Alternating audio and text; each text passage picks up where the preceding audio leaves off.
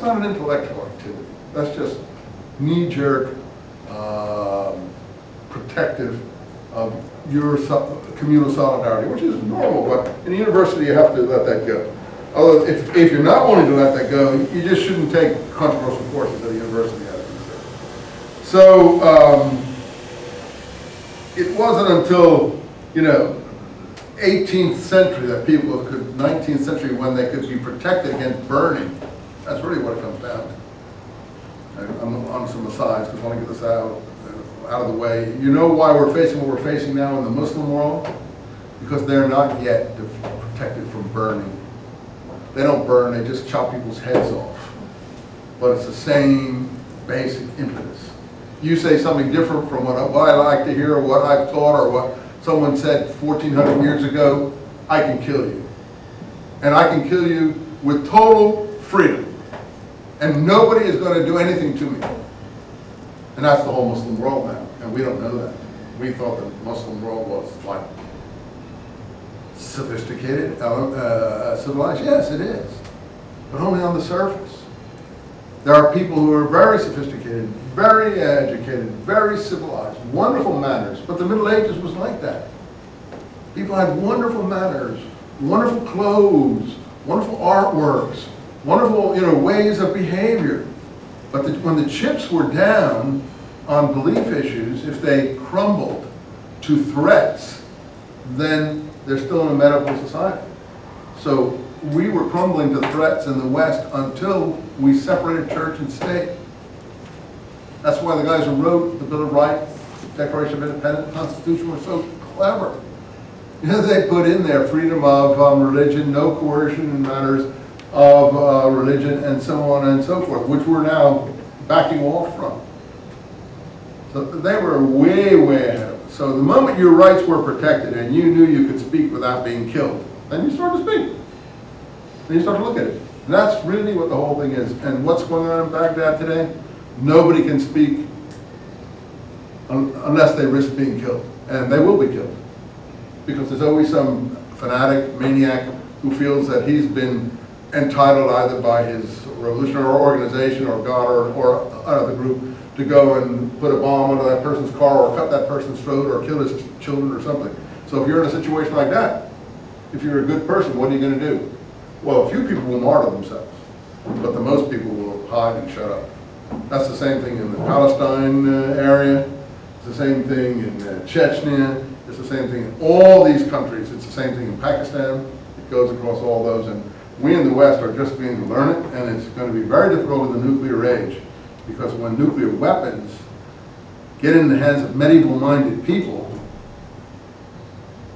horror, all horror, is going to break out, and that's what's coming, and we don't realize it.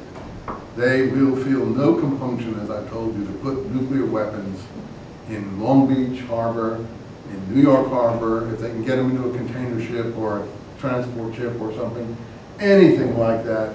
And if they can set it off by remote control, one day you'll be walking to this campus and suddenly you'll see, it won't be a rocket ship that came in, that can be, anti-ballistic defender. It'll just be suddenly, someone will send a signal and boom, you'll see a mushroom cloud roll in front of you. And it's terribly frightening, it's absolutely stupendously frightening, and it's the most dangerous time in the history of the world that you can possibly imagine. And it has to do with medieval religious mindset. And that's why, it's so important to get constitutions out there, to protect people's rights, and to allow people to argue and discuss, particularly matters of religion. Anyway, that's my sermon on that subject. Isaiah is clearly got three different sections. But the second section of Isaiah is written in the Persian period.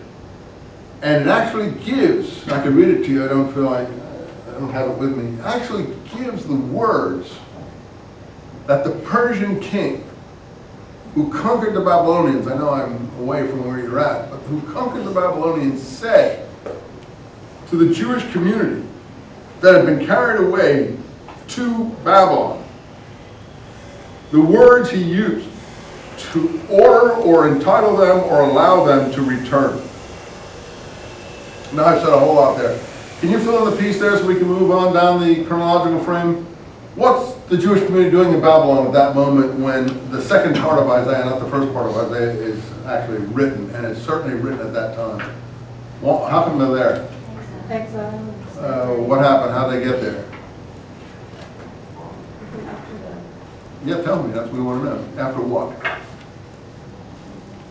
See, that's why I did this, to try to get you guys to get into the program. After what?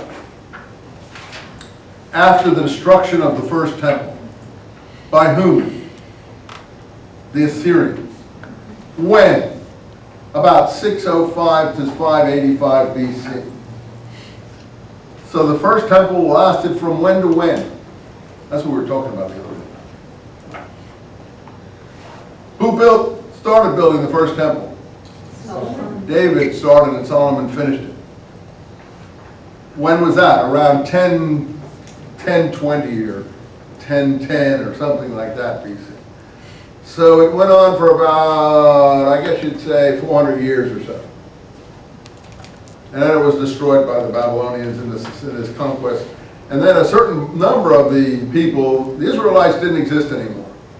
You have gradually diminishing pools of genealogical groupings descending from a certain heritage.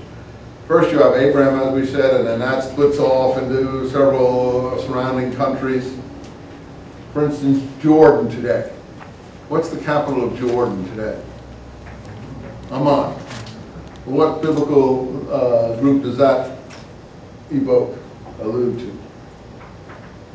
The Ammonites. Who are the Ammonites? They're descendants of Jacob, in that they are Esau's people. They descend from Esau. The Moabites and the Ammonites are descendants of Esau. So the Bible's interest giving you the genealogies of the neighboring peoples who are related to the Jews. Like the Arabs say, well, as we said last time, we're from Ishmael. Well, I doubt if all the Egyptians are from Ishmael. For sure they're not. I'm sure the Iraqis aren't from Ishmael. I'm sure the Syrians aren't from Ishmael. The Hebrews meant from Ishmael. The Midian was one, and that certainly is Sinai.